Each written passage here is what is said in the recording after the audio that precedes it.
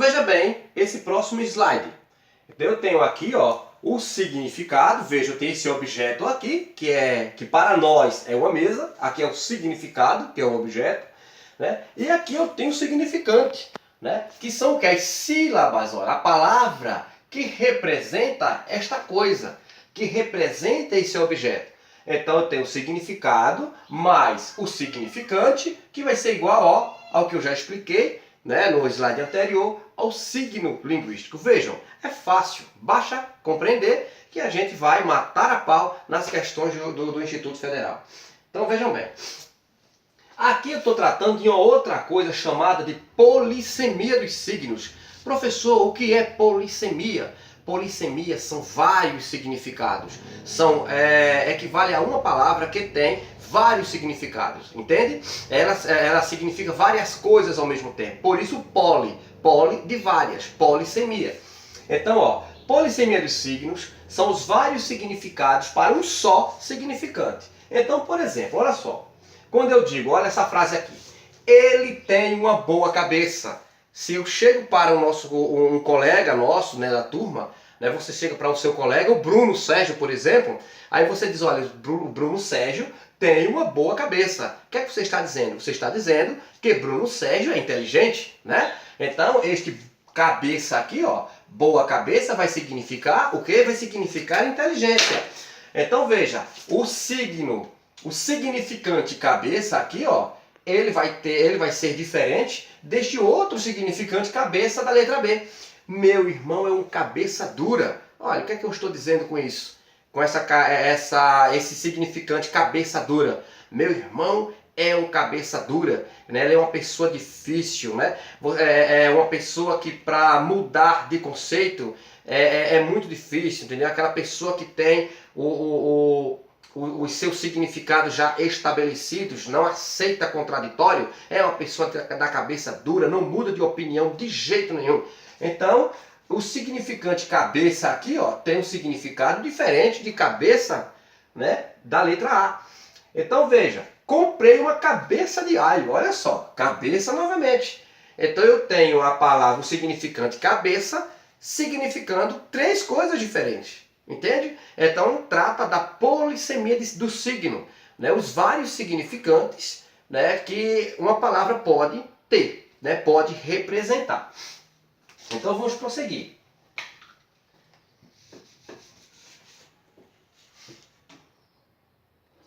Então agora nós temos a fala. O que seria esta fala, né? É o uso que os membros da comunidade linguística fazem da mesma língua, né? Agora observe. Vamos. Trata-se do ato concreto e individual das pessoas que se apropriam da língua comum e lhe imprimem um estilo particular de expressão. Daí surgem os chamados níveis de fala. Então veja, ó, eu me apropriando dos signos linguísticos, né, da língua portuguesa, né, me apropriando do símbolo, eu começo a falar. E cada região tem um falar diferente. Então os falares do Nordeste brasileiro é diferente dos falares do Sudeste. Por exemplo, o verbo arengar é nordestino. Se você chegar lá na região Sudeste falando do verbo arengar, muitas serão as pessoas que não vão compreender o que seria o verbo arengar. É uma característica do nordestino. Então os falares são diferentes para cada grupo social, para cada grupo de pessoas. Então o que acontece? Você vai se apropriar dos signos linguísticos, vai se apropriar do código linguístico e vai falar. E a sua fala, cada um de vocês terão características distintas na fala. Tonalidade, né? Como é que diz? Jeito de falar, sotaque, tudo isso vai caracterizar a sua fala, né? Vai determinar a diferença de fala existente na nossa língua. Então veja, daí surgem os chamados níveis de fala. Veja bem, a fala daqueles... Por que nível, gente? Quando eu falo de nível, eu estou falando de hierarquia.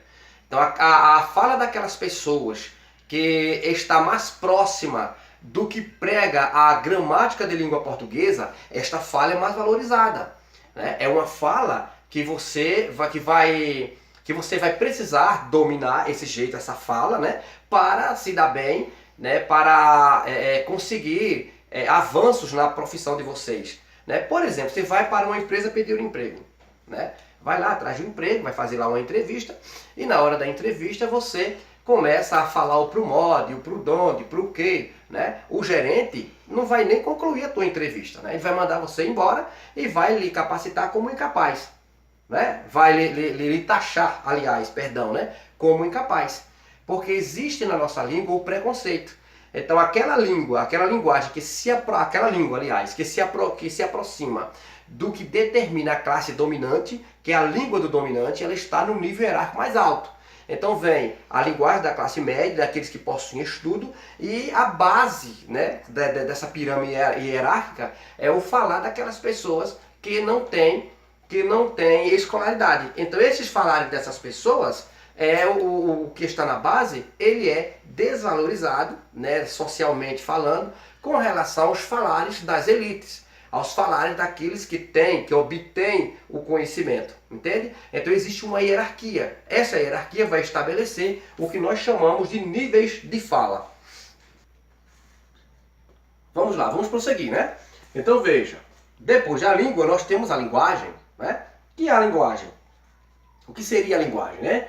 É a capacidade comunicativa que tem os seres humanos de usar qualquer sistema de sinais significativos expressando seus pensamentos, sentimentos e experiências. Deste modo, desenhos, gestos, sons, cores, palavras são formas de linguagem. Então veja, a capacidade que eu tenho para me expressar. Por exemplo, a linguagem corporal, eu estou me comunicando por meio da linguagem corporal. É a capacidade que eu tenho de emitir determinados conceitos, determinados pensamentos, utilizando os signos, né? O nosso sistema de sinais, os nossos signos linguísticos para isso. Então, quando eu desenho algo, eu estou pensando em alguma coisa. Né? Estou desenhando, eu quero transmitir alguma mensagem por meio desse desenho. Né? Por meio de gestos, eu posso inclusive me comunicar. Os surdos mudos se comunicam, por exemplo, por meio de gestos. É uma linguagem, né? Uma linguagem, eu não diria não verbalizada, né? Porque esse conceito verbalizado, quando se trata de língua, né? Eu não posso ser taxativo, mas são apenas símbolos que eles estão utilizando, são gestos. Né? Sons, eu posso me comunicar por meio de uma música, não posso? Transmitir uma mensagem por meio de uma música, estabelecer comunicação por meio de música, ensinar por meio de uma música, posso fazer isso. Então isso é linguagem. Por meio das cores, as cores com seus diversos significados, por exemplo, a cor vermelha significa luta, batalha. Houve uma época que, historicamente falando, a cor vermelha simbolizava o comunismo. Né? Inclusive, na época da ditadura militar, não foi proibido usar a caneta vermelha, né? Você não poderia escrever de vermelho, que você era acusado de ser comunista. Então, as cores vermelhas significando algo, significando hoje, a cor vermelha, por exemplo, ela significa oposição, significa posicionamento de esquerda, ideologia de esquerda. Né? Então, e por palavras que a gente já sabe, né? Que é o que nós falamos logo no início da aula, que é você codificar a mensagem e enviar para alguém. Então, por palavras, por meio da fala. Então, a linguagem são as diversas formas que eu utilizo, os diversos elementos que eu utilizo, os diversos símbolos que eu utilizo para transmitir uma comunicação, para me comunicar com alguém, para transmitir uma determinada mensagem. E por último nós temos a gramática. Gente, a gramática é a descrição do sistema de uma língua. O que é a gramática? A nossa gramática, a gramática que nós estamos estudando. Né? A gramática, vários doutores se reuniram em uma determinada época, né? Elaboraram as normas da língua, as normas gramaticais. Né? Lógico que essas normas gramaticais foram criadas pela classe dominante, pela elite dominante, né? Que com base nessa gramática, esta elite impõe essa forma de falar, né? Considerada certa pela maioria das pessoas. Ela pega essa forma de falar e impõe a toda a sociedade. Né? É algo que é imposto para a sociedade. Né? E essa imposição vai fazer com que a gente caracterize, né? o certo e o errado, o que seja certo ou o que seja errado. Então vejam bem, pessoal, há diversos tipos de gramática. Então, aqui nós temos a gramática descritiva, Temos a gramática histórica, a gramática comparativa e a gramática normativa. Vocês não precisarão saber a diferença de uma gramática e outra, até porque isso não será cobrado na prova, então nós não vamos adentrar, nos adentrar nesse assunto. Então, ó, a escola compete ensinar a gramática normativa, descrevendo e analisando os diversos falares e ponderando os conceitos do que é certo e do que é errado. Veja, aqui diz que ela deve ponderar os conceitos de certo ou errado, mas não é isso que acontece, né? Porque os falares ensinados pela escola é o falar dominante, é o falar da língua dominante, são as regras dominantes. Quem vai fazer essa ponderação do conceito do que é certo ou errado vai ser o professor em sala de aula, que vai dizer, passar para o aluno que a sua forma de falar, a sua cultura não é errada coisa nenhuma. É errada se eu levar em consideração a linguagem da gramática que foi produzida pelas elites dominantes e imposta às classes ditas dominadas. Então a minha forma de falar, a minha cultura precisa ser valorizada em sala de aula e não considerada como errada. Por exemplo, em sala de aula eu não tenho a menor preocupação em estar falando com meus alunos de acordo, preocupado com a norma gramatical. Até porque eu não nasci na classe dominante, então não me preocupo. Então o meu promode, o meu prudonde, o meu falar errado, que eu aprendi com os meus pais, que faz parte da minha cultura, isso eu vou carregar. E eu não posso me envergonhar disso. O que eu pretendo, eu preciso fazer, eu preciso aprender, é adequar a minha linguagem aos diversos ambientes. É lógico que se eu for participar de uma entrevista, eu não vou falar da maneira coloquial, né, da maneira que eu aprendi, né, da maneira considerada errada pelo sistema. Né? Lógico que não.